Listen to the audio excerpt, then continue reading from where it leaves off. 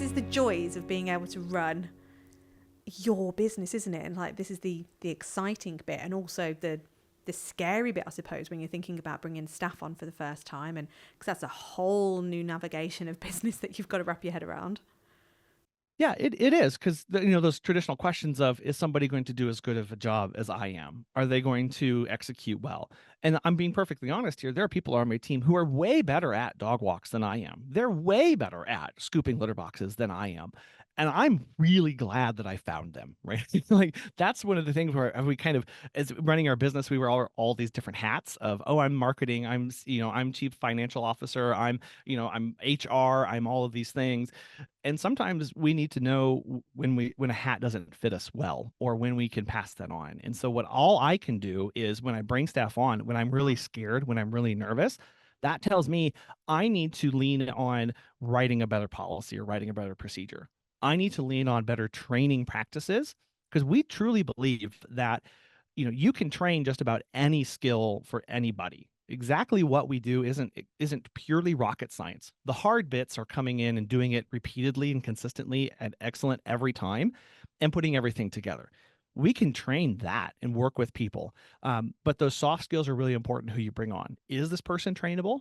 We've had a lot of success with people who come into our business as employees who have never done pet sitting or dog walking or anything with pets before, because they're not bringing in any preconceived notions, ideas, concepts, or past histories into this job. I'm not having to train them out of bad habits because they're a blank slate.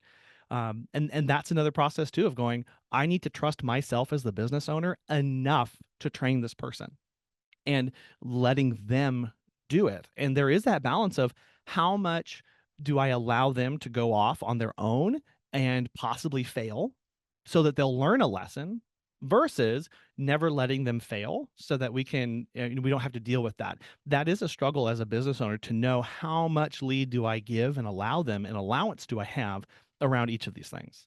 Can I ask you about your competitors? Because in the UK, for sure, the pet industry is seen as like a saturated market. There are a lot of people doing pet sitting, a load of people doing dog walking, dog training, and there's this very much fear mindset about, it's like that scarcity mindset of like, someone sets up near you, or there's lots of people in the same town doing it, and like, I can't do it. Or it's that, oh my God, someone sets up near me, I'm going to go out of business. And I feel like his face is saying it all here. Yeah, I do as well. So do you have the same in the US? I'm guessing, first of all. Yes, we do. Yeah. There are some areas where competition, where there's a lot more businesses than others. Yeah. And that's just geographically right. You're going to have more or fewer, concentrations. But it is becoming an increasingly popular service that people are trying to offer. Okay. And then, listening to what you've been saying about the way you run your business, for me, it sounds like you set the gold standard of that, because everything you're saying, I'm like, oh wow, like if I was looking for a pet sitter or a dog walker, like you would be the people I would go to.